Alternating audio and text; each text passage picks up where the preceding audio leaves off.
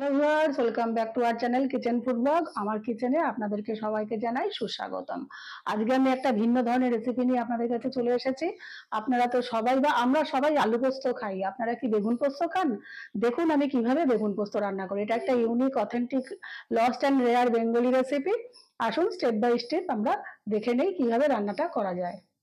আমি এখানে 3টে বেগুন নিয়েছি, বেগুনগুলো বড়, তাই আমি পুরোটা আধখানা করবো। আপনারা যদি ছোট বেগুন নেন তাহলে বোটার দিকটা জোড়া রাখবেন, বোটা ছাড়াতে হবে না। এটা যেহেতু বড় বেগুন, আমি এইভাবে কেটে নেব।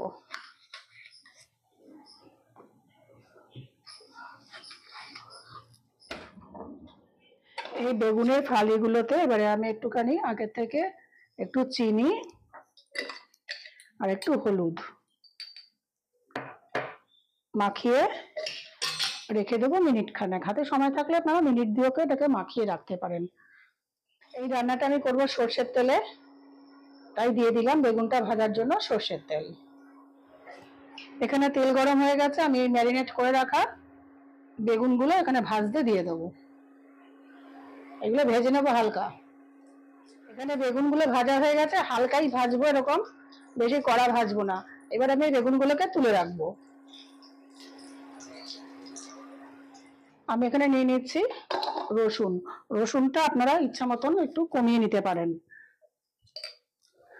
তবে আমার যে পরিমাণে এখানে বেগুন আছে তাতে এইটুকু রসুন লাগবে। আর দিয়ে দেবো পোস্ত। যেহেতু বেগুন পোস্ত, পোস্তটা একটু বেশি দিলেই ভালো লাগবে। এটাকে আমি পেস্ট করে নেব।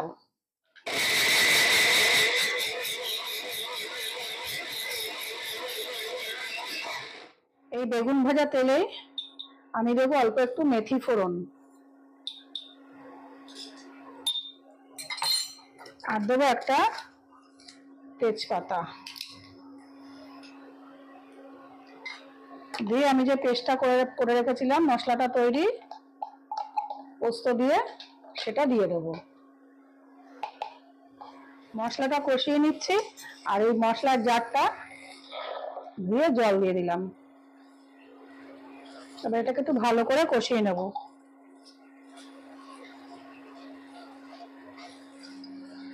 এর মধ্যে দিয়ে দেবো স্বাদ অনুযায়ী লবণ।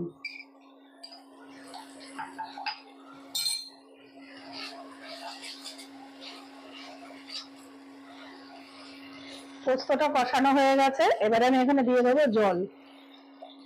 বেশি জল দেবো না, এটা গামাখাই হবে। দিয়ে দিলাম জল। এবারে এই ভাজা বেগুনগুলো আমি এখানে দিয়ে দেবো। গ্যাসের ফ্লেম কমিয়ে দেবো, এটা হালকা আছে রান্না করতে হবে। হালকা একটু বলক এসে গেছে, এই সময় আমি এখানে একটু চিনি দিয়ে দেবো। চিনিটা আপনারা আপনাদের স্বাদ অনুযায়ী দেবেন, তবে নিরামিষ রান্না একটু চিনি দিলে ভালো লাগে। এবারে দিয়ে দেবো কাঁচা লঙ্কা, আর দেবো একটু শুকনো লঙ্কা গুঁড়ো।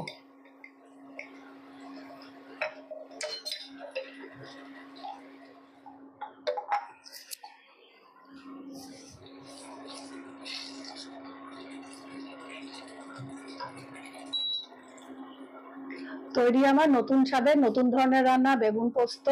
আজ এই পর্যন্তই। আবার দেখা হবে অন্য কোনো দিন, অন্য কোনো রেসিপি নিয়ে চলে আসবো আপনাদের সাথে শেয়ার করতে। ততক্ষণ পর্যন্ত আপনারা ভালো থাকবেন, সুস্থ থাকবেন, বি হেলদি। নমস্কার।